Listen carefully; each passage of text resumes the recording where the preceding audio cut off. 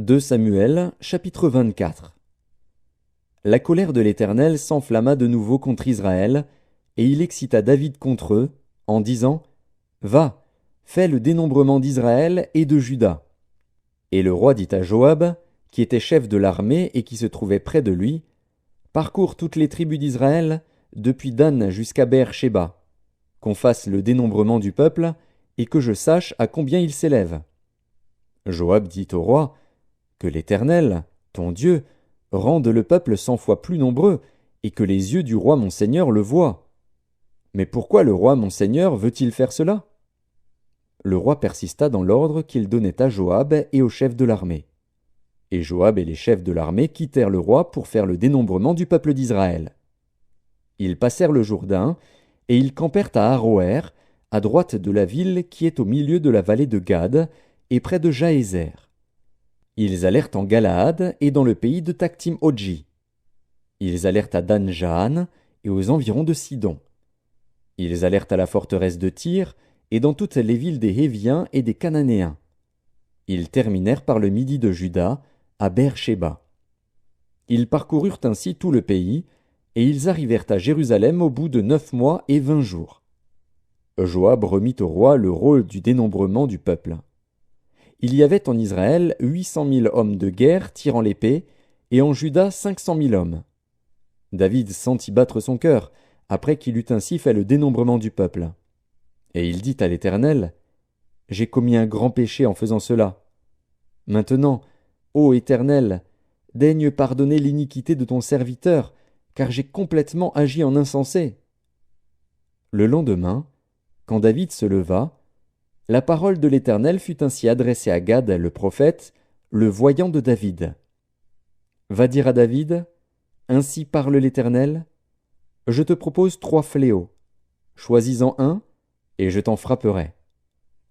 Gad alla vers David, et lui fit connaître la chose, en disant: Veux-tu 7 années de famine dans ton pays, ou bien 3 mois de fuite devant tes ennemis qui te poursuivront, ou bien 3 jours de peste dans ton pays? Maintenant choisis, et vois ce que je dois répondre à celui qui m'envoie. David répondit à Gad: Je suis dans une grande angoisse. Oh, tombons entre les mains de l'Éternel, car ses compassions sont immenses, mais que je ne tombe pas entre les mains des hommes. L'Éternel envoya la peste en Israël, depuis le matin jusqu'au temps fixé. Et, de Dan à Beër-Shéba, il mourut 70 000 hommes parmi le peuple.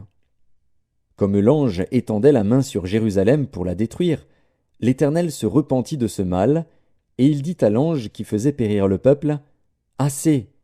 Retire maintenant ta main. L'ange de l'Éternel était près de l'aire d'Aravna, le Jébusien. David, voyant l'ange qui frappait parmi le peuple, dit à l'Éternel: Voici, j'ai péché. C'est moi qui suis coupable. Mais ces brebis, qu'ont-elles fait? Que ta main soit donc sur moi et sur la maison de mon père. Ce jour-là, Gad vint auprès de David et lui dit: Monte, élève un autel à l'Éternel dans l'aire d'Aravna, le Jébusien. David monta, selon la parole de Gad, comme l'Éternel l'avait ordonné. Aravna regarda, et il vit le roi et ses serviteurs qui se dirigeaient vers lui. Et Aravna sortit, et se prosterna devant le roi, le visage contre terre. Aravna dit: Pourquoi mon seigneur le roi vient-il vers son serviteur? Et David répondit: Pour acheter de toi l'aire et pour y bâtir un autel à l'Éternel, afin que la plaie se retire de dessus le peuple. Aravna dit à David: Que mon seigneur le roi prenne l'aire, et qu'il y offre les sacrifices qui lui plaira.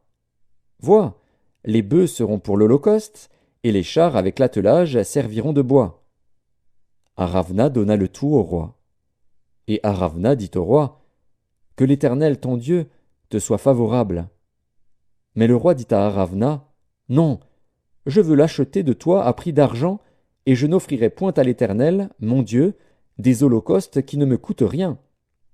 Et David acheta l'aire et les bœufs pour 50 sicles d'argent. David bâtit là un autel à l'Éternel, et il offrit des holocaustes et des sacrifices d'action de grâce. Alors l'Éternel fut apaisé envers le pays, et la plaie se retira d'Israël.